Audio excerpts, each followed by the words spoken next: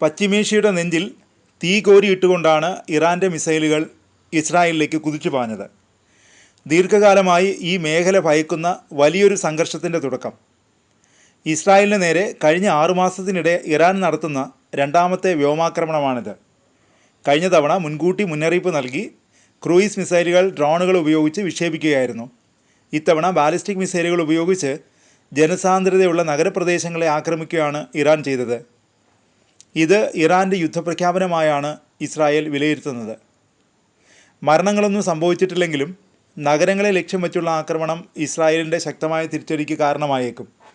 ഏപ്രിലിൽ ഇറാൻ്റെ ആക്രമണത്തോടുള്ള ഇസ്രായേലിൻ്റെ പ്രതികരണം പ്രതീകാത്മകം മാത്രമായിരുന്നു. എന്നാൽ ഇസ്രായേൽ പൗരസമൂഹത്തിനെ ഭീഷണിപ്പെടുത്തുന്നതാണ് ഈ ആക്രമണം. അതിനാൽ പ്രധാനമന്ത്രി നെതന്യാഹു കഠിനമായ തീരുമാനങ്ങൾ എടുക്കുമെന്ന് തന്നെയാണ് കരുതുന്നത്. ഇറാൻ്റെ ആണവ കേന്ദ്രങ്ങൾ അടങ്ങിയ നിർണായക ലക്ഷ്യസ്ഥാനങ്ങൾ ഇസ്രായേലിൻ്റെ വാർ ക്യാബിനറ്റ് തയ്യാറാക്കുമെന്നാണ് റിപ്പോർട്ടുകൾ പറയുന്നത്. ഇസ്രായേലിന് നേരെ ഇറാൻ്റെ ആക്രമണം ഉണ്ടാകാൻ പോകുന്നുവെന്ന് മുന്നറിയിപ്പ് നൽകിയത് അമേരിക്കയാണ്. ആക്രമണം തടയുന്നതിനും കാഠിന്യം കുറയ്ക്കുന്നതിനുമുള്ള തന്ത്രം പരാജയപ്പെട്ടുവെങ്കിലും അമേരിക്കയുടെ ജാഗ്രത വീണ്ടും തെളിയിക്കപ്പെട്ടു. ഈ ആക്രമണത്തിൻ്റെ പ്രത്യാഘാതം പശ്ചിമേഷ്യയിൽ മാത്രം ഒതുങ്ങുന്നതായിരിക്കില്ല.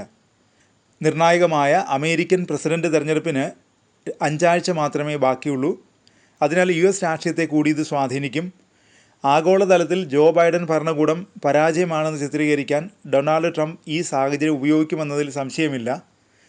ഇതിനിടയിൽ ഗസയിൽ സമാധാന ഉടമ്പടി ഉണ്ടാക്കാനും ലെബനനിൽ വെടിനിർത്തൽ നടപ്പിൽ വരുത്താനും അമേരിക്ക നടത്തിയ ശ്രമങ്ങൾ പരാജയപ്പെട്ടിരുന്നു.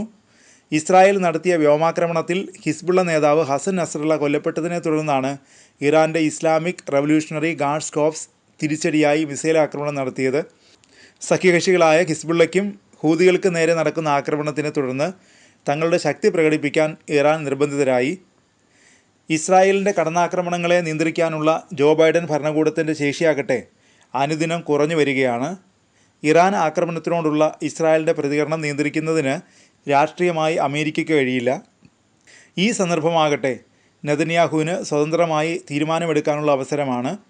അതുവഴി ഇറാനെതിരെ അമേരിക്കയെ കൂടെ നിർത്തി സൈനികാക്രമണം നടത്തുക എന്ന ലക്ഷ്യം നെതന്യാഹുവിന് പൂർത്തീകരിക്കാനാവും.